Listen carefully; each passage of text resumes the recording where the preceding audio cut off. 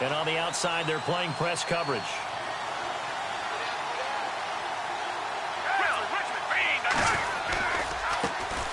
Now it's the Boise State alum, Jay Ajayi. A big hit. Knocked down sideways, right at the line of scrimmage.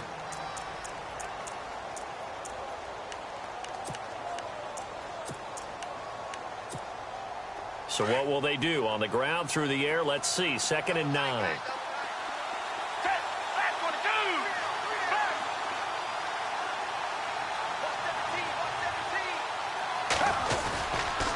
They run again with Ajayi. Trying to bounce it outside, but he's only able to get it back to the line of scrimmage.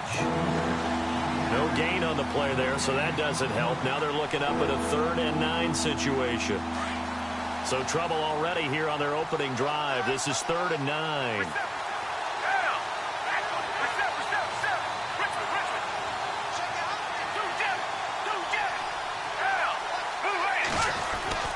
Here's Foles. And incomplete. A disappointing drop there defensively by the rookie.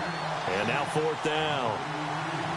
It's a great job by this secondary. When I watch them, they remind me of elite defenders on a basketball court, right? They want to contest each and every pass. Great contest on 3rd down to bring up 4th. Okay, look at this. The punt team nowhere to be found. They're on the sidelines. Offense going to go for this on the opening drive. They run for it with Ajayi. Going absolutely nowhere. He'll wind up losing a yard or 2. A surprising move here on the opening drive of the game. And the Jags take over in terrific field position.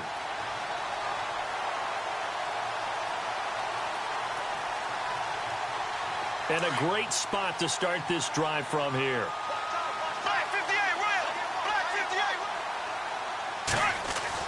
Bortles now on 1st down. And incomplete to open things up. He was looking to get it to Allen Hurns that time. That'll bring up 2nd down.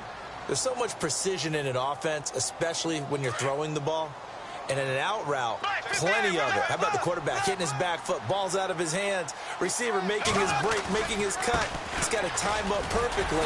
Not always easy to do. Just let him a little too much. Yeah, I remember back in the good old days, I was talking to a quarterback, and he said everything they did was on the count system. So when he took a snap, he counted in his head for certain routes, different time frames for each one, and he knew if the ball wasn't out of his hand at that point, he'd better eat it because the play was dead.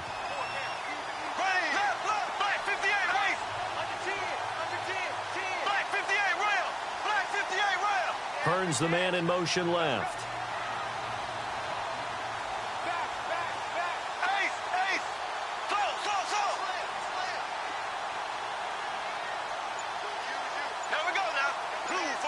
They'll send a receiver in motion left. The play clock's running down.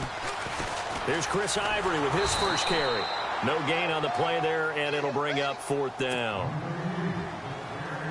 Tried to get the edge there. The defense just too quick to the ball. That's what we call total team defense there.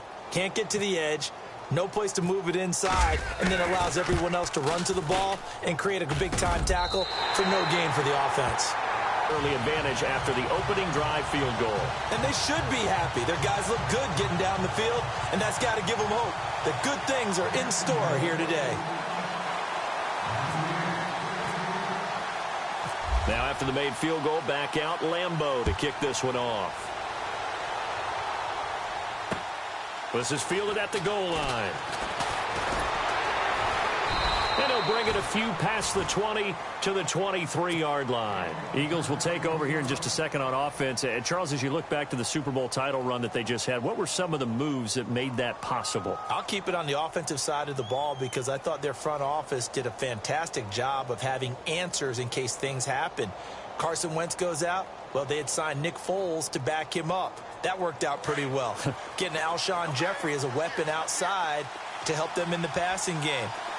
Darren Sproles gets hurt at running back. Corey Clement was signed as an undrafted free agent. He filled in well, and they traded for Jay Ajayi. Ajayi hit. He lost the football, but I believe it was covered by an Eagle. It was, and Philadelphia is going to hold on to the football. So it goes as a fumble, but the key thing, not a fumble loss. Yeah, that stat's big, isn't it? I mean, I remember watching teams play. The ball might be on the ground a number of times during the game, but if the other team doesn't get it, that's a huge difference in the ball game. And in this case, they were able to retain possession.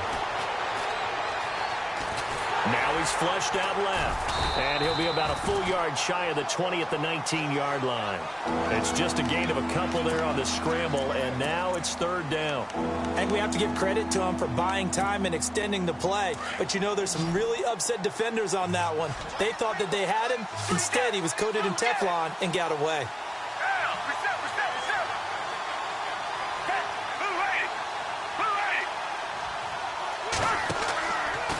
On play action, they'll throw.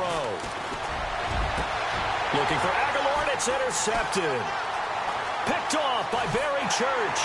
And a terrific return as he takes this thing all the way down near the 20-yard line. Jags taking over on offense here in a second. And what a season, Charles, it was for Jacksonville. Some people did like them as a dark horse coming into the year, and they really responded. Heard recently at one of the, all-star games, college all-star games, a scout saying, well, heck, haven't they been the dark horse for the last 5 years coming into the season? And he seemed a little bit bitter, so I'm going to let him go on that one. But the point is well taken. They have been building towards this. Really good drafts, really supplemented in free agency. And, yeah, they were a dark horse, but they played awfully well. 11 wins, 2 more in the playoffs. I think right now they'd love to get Allen Robinson back at wide receiver and add another playmaking tight end. They'll try and run for it with Fournette. And he's maybe going to get this back to the 4, but that's about all.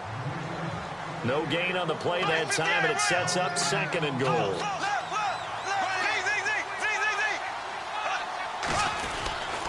They'll give Fournette another crack, and he'll take this one in for a Jags touchdown.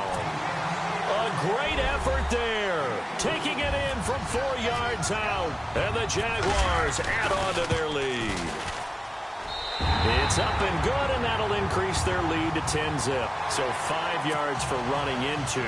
Lucky it wasn't 15 for roughing. No doubt about it, because they protect the kickers and the guys holding the ball almost as much as they protect quarterbacks in the pocket. They don't want those types of injuries. Here's Lambeau out to kick this one away.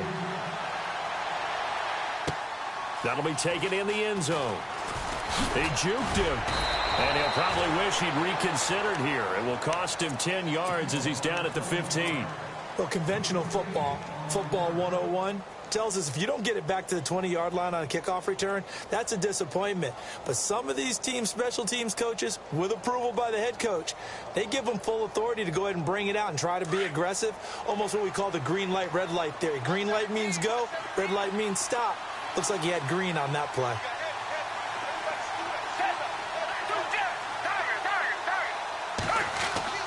Trying to shake off the interception from the last drive. He'll look to throw.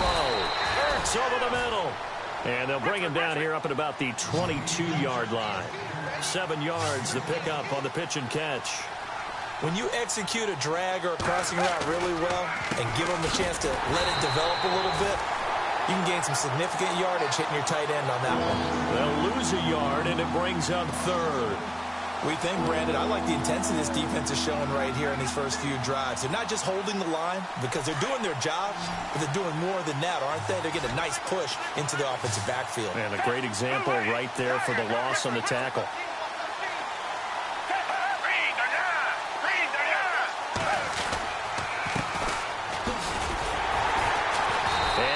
Going to be able to push this forward. He runs into a wall right at the line of scrimmage. No gain on the play there. A nice job defensively, and it likely forces a punt situation on fourth.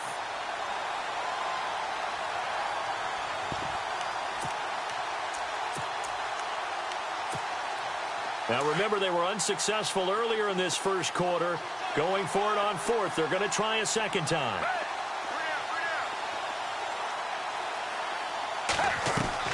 They'll try and throw for it here. And it is incomplete. So certainly an interesting call there to go for it. And the Jags take over in